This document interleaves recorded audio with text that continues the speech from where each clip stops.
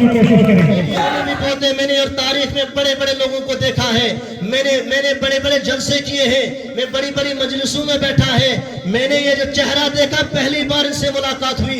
जो बच्चों को मिलता है ऐसे दर्द के साथ मिलता है, जो नौजवानों को मिलता है दर्द के साथ मिलता है, झुककर मिलता है। और लोगों, ऐसा लीडर कभी कभी मिलता है, बार बार नहीं। 10 साल से जो बेरोजगार हैं, जिनके पास रोजगार नहीं है, देखते हैं सारे वो पुराने जुमले आ गए जी, आपको 15 लाख रुपया मिलेगा, 2 करोड़। मैंने देखा है वो पानी तो बैंक जाना ही मुश्किल होता। क्या कर रहे हो भाई, खाते खोल रहे हैं, 15 लाख आने वाला, काला धन आएगा, 15 लाख आएगा खाते में। ऐसे देखते देखते घर के किसी छोटे बच्चे का भी खाता बैंक में खुलवाया, बाद में वो सारे बंद हो गए क्योंकि उसमें पैसे तो आए नहीं, ना घर से किसी ने डाले, वो सारे उसी हिसाब से चला गए।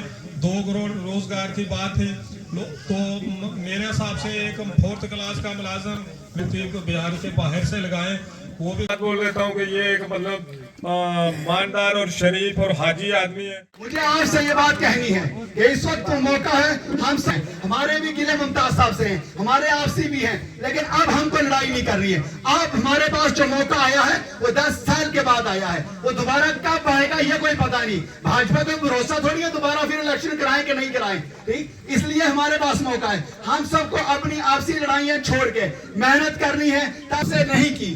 साहब जीतेंगे तो सबसे पहले जलसा यहाँ पे होगा, यहाँ से शुरुआत होगी और हर डिसीजन यहाँ से लिया जाएगा ताकि मिलजुल के बैठेंगे। और इनका एक यही तरीका है, मैंने देखा है कि सबको इकट्ठा करके, सबको बैठा के, पूरे स्टाफ जो भी गवर्नमेंट का एडमिनिस्ट्रेशन का स्टाफ होता है वो हमारे बीच में बैठेंगे और इंशाल्लाह हमारे काम कामयाब होंगे। सबसे पहले इंसान हुकूमतें बनाता है अपनी तामीर और तरक्की के लिए, अपने बच्चों के भविष्य के लिए बनाता है।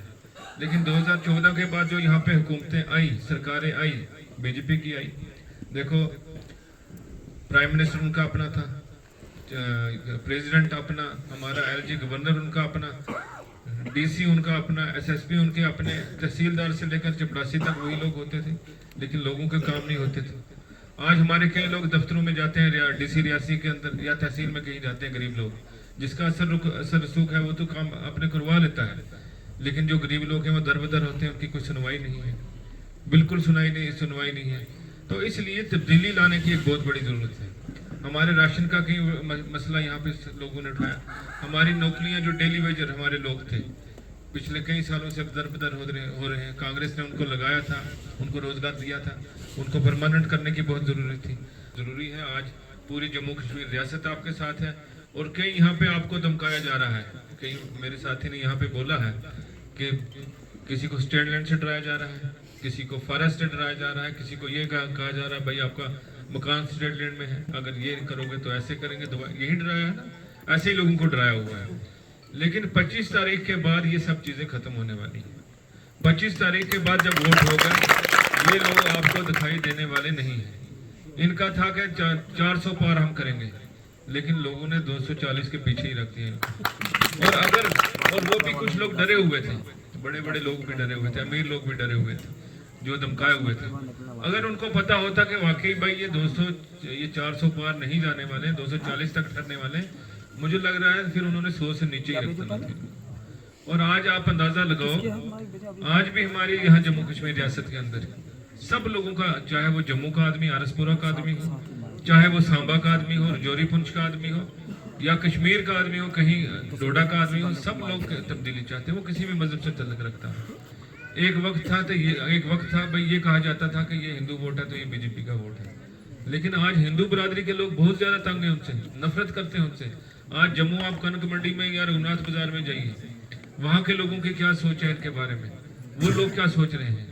हर आदमी छोटे से लेकर बड़े तक, किसान से लेकर ऑफिसर तक ये चाहता है कि तब्दीली लाई जाए। मुलाजिम लोग हैं, मुलाजिम लोगों को तो ये रकमाल बना लिया गया है। हम पहले बड़े घमंड से कहते थे हम मुलाजिम इज्जतदार लोग हैं, लेकिन आज लोगों को सही बताया कि तुम मुलाजिम कैसे हो, मुलाजिम हो मतलब ये रकमाल बना के रखा है। इसलिए हर आदमी एक तब्दीली चाहता है, और तब्दीली आने वाली है। सिर्फ आप लोगों को सबको हिम्मत करनी है, जागना है। हमारी रियासत का जो हाल किया है इन लोगों ने, हम लोगों को आपस में बांट बांट के, वो किसी ने एक दिन परसों यहाँ रियासी के अंदर एक बुजुर्ग तकरीर कर रहे थे कि एक कोई बुजुर्ग था तो उसने एक मुर्गा ले लिया, तो मुर्गा सारी बरादरी के सामने पकड़ा, तो मतलब उनकी बेतफाकी के लिए बताया उन्होंने। तो मुर्गा लिया और उसको पकड़ के उसके एक एक वो खाम खोना शुरू कर दिया। मुर्गा चीखता रहा, एक एक करके सब निकाल दिया, मुर्गे को छोड़ दिया। मुर्गा चीख रहा है दर्द के साथ, लेकिन उसने थोड़ी देर बाद क्या किया कि दाने लिए और फिर दाने डाल दिए उसको। मुर्गा भूल गया कि मेरे पंख भी उतारे हैं किसी ने, वो दाने खाना शुरू हो गया, फिर दाने खाने शुरू हो गया। और इस तरह भूल गया वो हमारे मेरे साथ असल में क्या हुआ। मरता क्या न करता, हाँ जी, पेट था, मरता क्या न करता। वही बात हमारी रियासत की कि हम लोगों को आपस में बांटा, हिंदू मुसलमान करके कुछ करके, किसी को कुछ कहा, किसी को कुछ कहा।